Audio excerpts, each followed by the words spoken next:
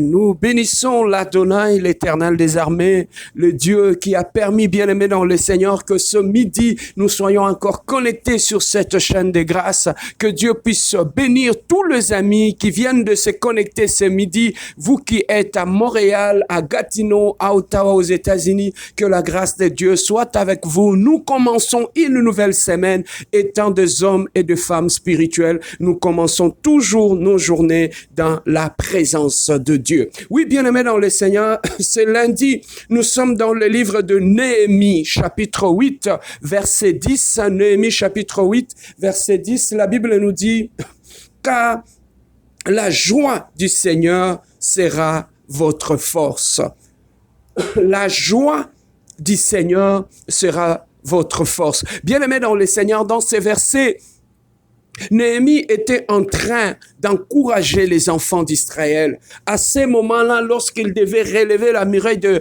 Jérusalem, ils étaient en train de le construire et ils étaient bien aimés dans le Seigneur face à une forte résistance. Et pendant ce temps-là, ils étaient dans le découragement. Ils ne savaient pas si Dieu allait intervenir, si Dieu allait les aider ou allait venir à leur secours. Voilà pourquoi lorsque Néhémie avait pris la parole, il a commencé par encourager le peuple d'Israël. Mais pendant qu'il était en train de les encourager, il leur a relevé un puissant secret, bien-aimé dans le Seigneur, que j'appelle le secret des secrets. Bien-aimé, dans ces secrets-là, je l'ai trouvé encore ce matin dans le livre de Néhémie, chapitre 8, verset 10. Il a dit une chose, ce qu'un petit mais ce grand. Il a dit, la joie de l'Éternel sera votre force. Bien-aimé dans le Seigneur, j'ai compris ce matin qu'il y a un lien direct entre la joie de Dieu et notre force spirituelle. J'ai compris ces secrets-là, bien-aimés, au travers de ces textes. Lorsque je le méditais le matin, je me suis posé beaucoup de questions, mais j'ai compris qu'il y a un lien direct entre notre force et la joie de Dieu. Bien-aimés, aussi longtemps que Dieu est content dans ta vie, aussi longtemps que le cœur de Dieu est dans la joie dans ta vie, bien-aimé dans le Seigneur, ça te procure une force spirituelle que tu n'as pas l'idée. J'ai compris que les hommes puissants que nous voyons dans la Bible, que nous voyons dans la vie, tous ces grands hommes ou ces femmes que Dieu a utilisés puissamment, parmi leurs secrets, c'était ces gens-là savaient comment apporter la joie dans le cœur de Dieu, comment rendre Dieu joyeux, comment apporter la joie dans le cœur du Shiloh d'Israël. Bien-aimé, aussi longtemps que Dieu trouve la joie dans ta vie, que Dieu trouve la joie dans ton caractère, il trouve la joie dans tout ce que tu fais, il trouve la joie dans la façon que tu traites les autres,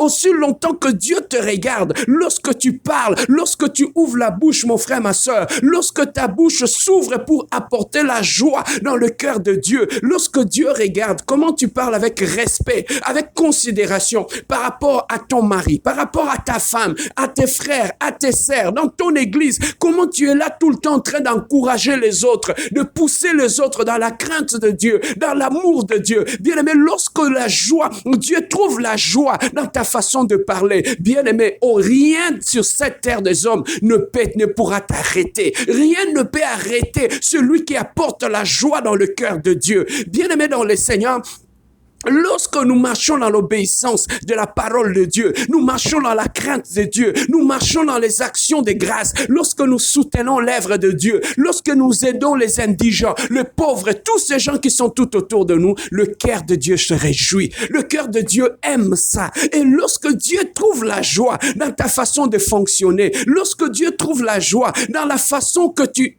obéis à ton mari, la façon que tu sers ton mari, lorsque Dieu trouve la joie dans la façon que tu traites ta femme, comment tu la respectes, tu la considères. Je te dis, mon frère, ma soeur, il y a un grand secret qui est derrière ça. Rien sur cette terre des hommes ne peut arrêter celui qui apporte la joie dans le cœur de Dieu. Voilà pourquoi Néhémie les a dit, aussi longtemps que nous sommes en train de rebâtir la muraille de Jérusalem, aussi longtemps que nous sommes en train de faire ce que Dieu veut, nous sommes dans la volonté de Dieu, aussi longtemps que Dieu sera content de ce que nous sommes en train de faire. Bien bien-aimés, nous serons toujours forts devant nos ennemis. Nous serons toujours forts par rapport à tout ce qui nous arrive. Voilà pourquoi, mon frère, ma soeur, j'ai voulu partager avec toi ce secret, mon ami. J'ai voulu partager avec toi. La force spirituelle ne vient pas toujours lorsqu'on multiplie de jeûnes et de prières. Lorsqu'on multiplie, bien-aimé dans le Seigneur, on est toujours en train de prier du matin au soir.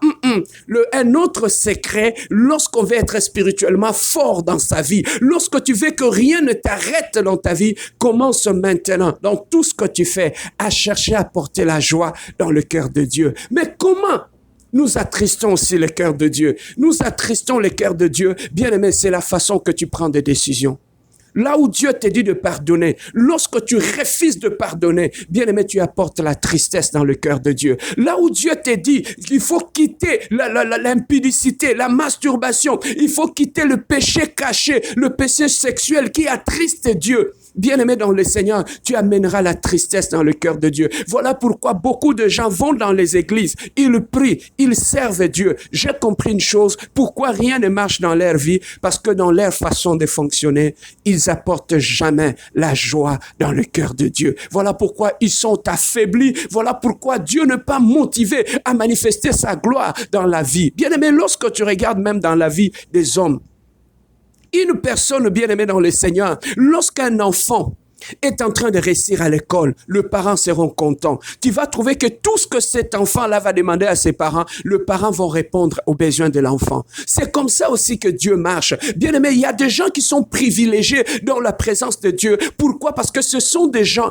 qui posent des actes qui apportent la joie dans le cœur de Dieu. Bien aimé, comment Dieu peut laisser tomber un enfant qui fait sa gloire? Comment Dieu peut laisser tomber lorsqu'il te voit que tout ce que tu fais pour la gloire de Dieu dans ta famille, Dieu ne peut jamais te laisser tomber. Dieu aime se glorifier dans la vie de ceux qui glorifient son nom. Voilà pourquoi, mon frère, je voulais partager avec toi ces secrets des hommes et des femmes puissantes. Commence maintenant à parler d'une façon à apporter la joie dans le cœur de Dieu. Enlevez les critiques de ta bouche, enlevez les insultes dans ta bouche, arrêtez de parler derrière le dos de gens, tu apporteras la joie dans le cœur de Dieu. Et bien aimé, changez aussi la façon que tu prends tes décisions. Commence maintenant à pardonner, à tourner la page. Commence maintenant à t'humilier, à marcher dans l'humilité. Tu apporteras la joie dans le cœur de Dieu. Commence maintenant, bien-aimé dans le Seigneur, à répandre la joie dans ta famille, à réconcilier les gens qui sont en conflit dans ta famille, tout autour de toi. Tu apporteras la joie. Commence maintenant à éviter les disputes dans ton mariage, à insulter ta femme, ton mari ou tes enfants. Tu apporteras la joie dans le cœur de Dieu. Bien-aimé dans le Seigneur, voilà pourquoi ce lundi, je voulais simplement partager avec toi ces grands secrets que le Saint-Esprit m'a enseigné ce matin. Serge, apprends à porter la joie dans le cœur de Dieu. Commence maintenant à entrer dans la dimension de l'adoration dans ta chambre. Lorsque tu adores Dieu, Dieu est content. Lorsque tu n'as rien à faire, entre dans ta chambre, mets-toi à genoux, commence à chanter de louanges à Dieu. Bien-aimé, tu apporteras la joie dans le cœur de Dieu. Et lorsque le cœur de Dieu est content dans ta vie, bien-aimé, c'est une force spirituelle que aucun sorcier de l'enfer ne peut jamais arrêter. Dans une maison où Dieu se glorifie, où Dieu trouve la joie dans ton mariage, où Dieu trouve la joie dans la façon que vous vivez dans votre famille. Bien-aimé, une famille qui apporte la joie dans le cœur de Dieu, c'est une famille qui sera tout le temps bénie. Un couple qui apporte la joie dans le cœur de Dieu, c'est un couple qui sera toujours béni. Un frère, une sœur qui apporte la joie en servant Dieu dans son église, à nettoyer l'église, à payer les loyers, à soutenir l'électricité dans ton église, tu vas trouver que tu vas porter la joie dans le cœur de Dieu et Dieu manifestera sa gloire dans ta vie. N'oublie jamais ces secrets-là que nous allons maintenant prier ce midi. Un seul sujet de prière que le Saint-Esprit nous amène à maintenant à marcher d'une façon à porter la joie dans le cœur de Dieu. Ça, c'est l'unique sujet que nous allons, bien aimer dans le Seigneur, prier pour ces lundis. Nous allons le faire avec le frère Fernando qui va nous amener à l'école de ce qui apporte la joie dans le cœur de Dieu, le cœur des adorateurs. Voilà pourquoi il a dit, je cherche un adorateur. Un adorateur, c'est quelqu'un qui vit dans l'adoration, car l'adoration est un style de vie de ce qui apporte la joie dans le cœur de Dieu. Nous allons prier ce midi que Dieu nous donne le style de vie ou le mode de vie des adorateurs, de ce qui apporte la joie dans le cœur de Dieu. À